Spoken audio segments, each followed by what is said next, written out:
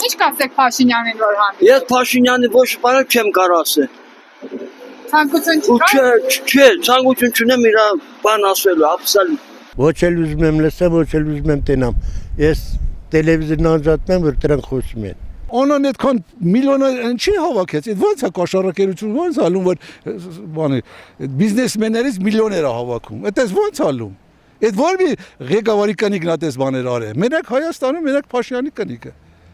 Ընել պարզը ապաշկարա ցույց են տալիս, որ այդպես բաներ արել։ Կամ մի մարդ ոչ կարա մի հատ ընտանիք ղեկավարի, կին պահի։ Էնի ո՞նց է հանրապետություն պահում։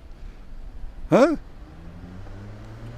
Երի չգիտի տունը ո՞նց են պահում, հանրապետություն ո՞նց պետք է պահի։ Ինչ պետք է ասեմ, ասեմ դավաճան, ինչ պետք է ասեմ։